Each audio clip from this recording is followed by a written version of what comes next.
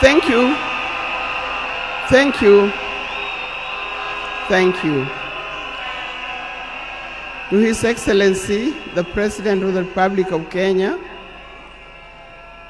His Excellency William Samoei Ruto, and Her Excellency Lady Rachel Ruto, the former President Uhuru Kenyatta,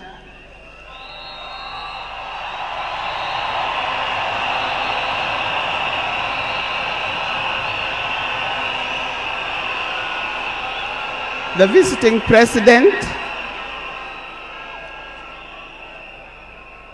president past and present, the deputy presidents,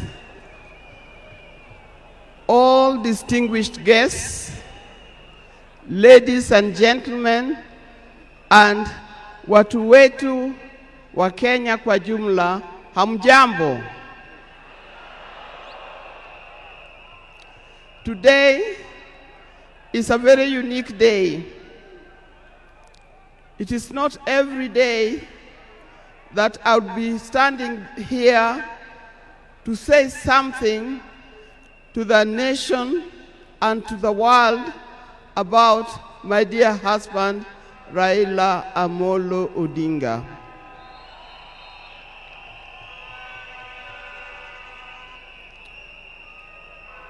For those who don't know me, I've got a very long name. They call me Canon Dr. Ida Betty Odinga, EST. Now, these names don't just come like that, but they are names that are given. I cannot forget the name that the public has given me, called Min Pin.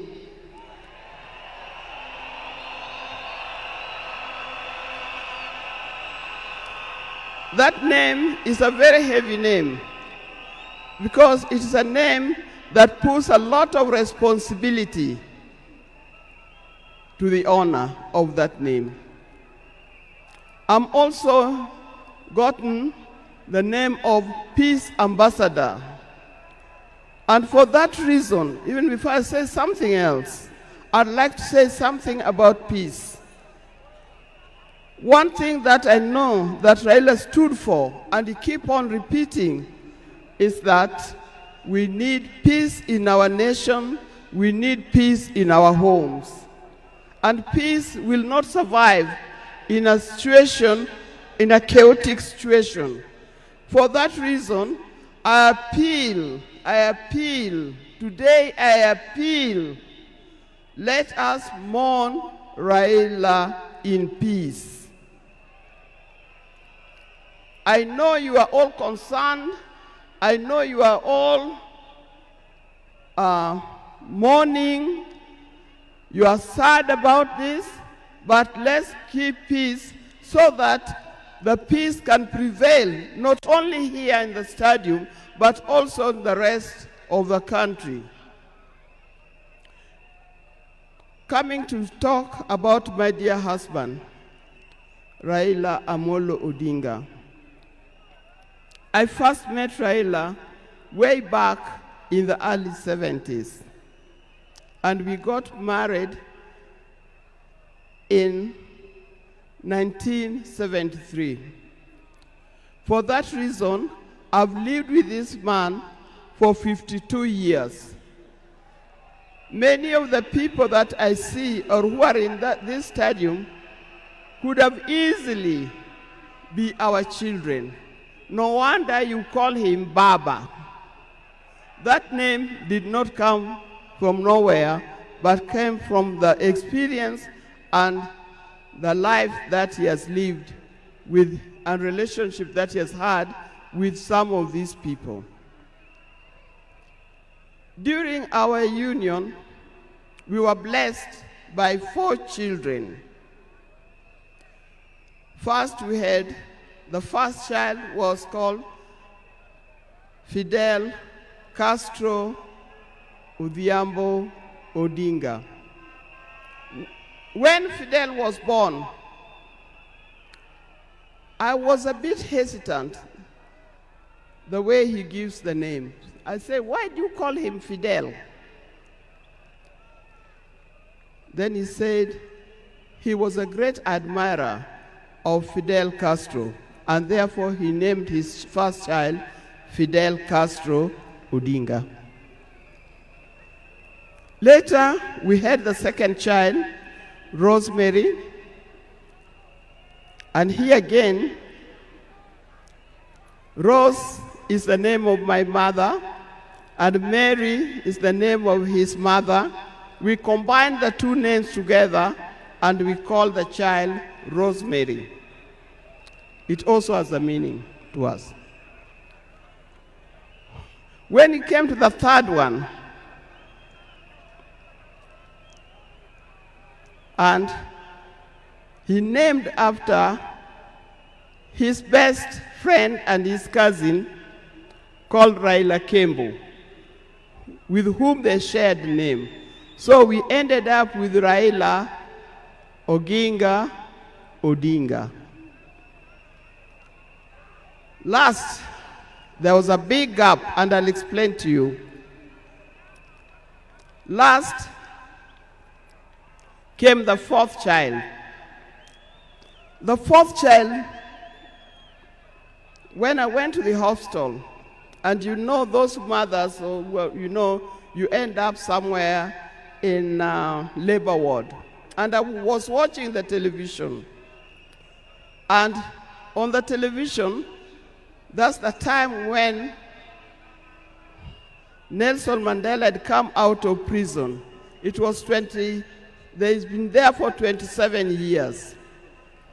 Raila also had been in prison, but that's not why we named her Winnie. And I was watching the television, I could see Nelson Mandela and Winnie Mandela holding hands as Mandela walked out of the gates of the prison. By then, I didn't know what kind of child I was going to get. But then I said, if it's a boy, we'll name him Wilson Mandela. But if it's a girl, will be Winnie Mandela. And therefore, Winnie Mandela arrived. And that's the fourth child. I see, when you look at this naming of the children,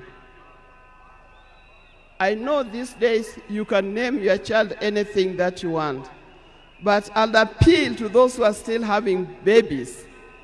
Give your child a meaningful name, because you name them people you never saw, you never heard of, simply because it saw the name written somewhere. There's nothing wrong with giving our children the names of the people who in our lives we think are the heroes. Our life was not smooth life. Just like any other family, there's been ups and downs. But as we continue living together, we've learned how to cope, because we all have weaknesses and strengths. We learned to talk straight to one another. We learned to speak the truth, and we learned to forgive and move on. Now, that forgiving spirit was not only in the home, but is something that has spread to the Kenyan. You've seen how many times he has tried in the elections, but that forgiveness is paramount. So please don't carry grudges from one generation to another and from one group to another. We are all Kenyans. We are all Kenyans. We are sisters and brothers. We must learn to forgive easily and build together Kenya.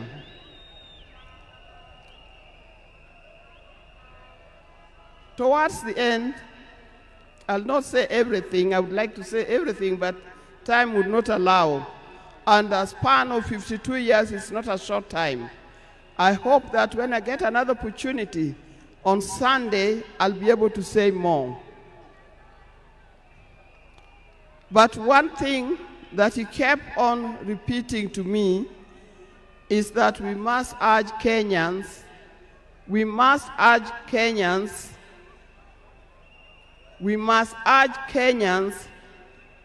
to live in peace. He kept on repeating that. We must repeat it to our Kenyans, we live in peace. Raila hated dishonesty. He hated dishonesty. He hated greed.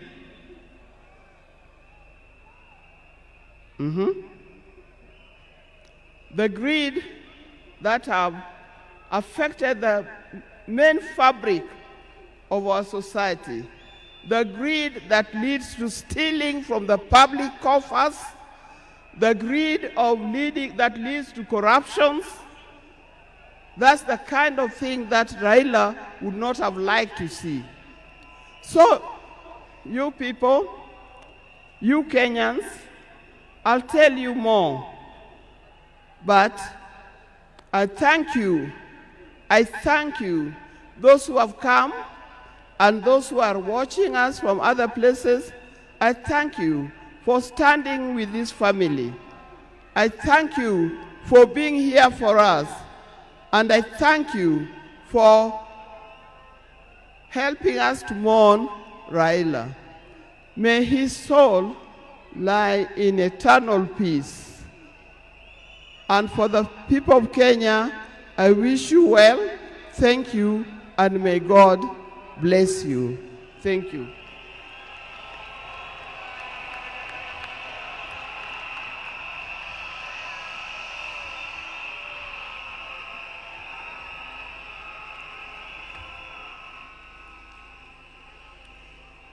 Fellow monarchs, we are moving towards the end